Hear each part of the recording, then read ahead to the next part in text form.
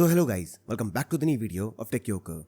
In this video, I will guide you with how you can change or set home page on Microsoft Edge. So first of all, open the Edge browser on your PC.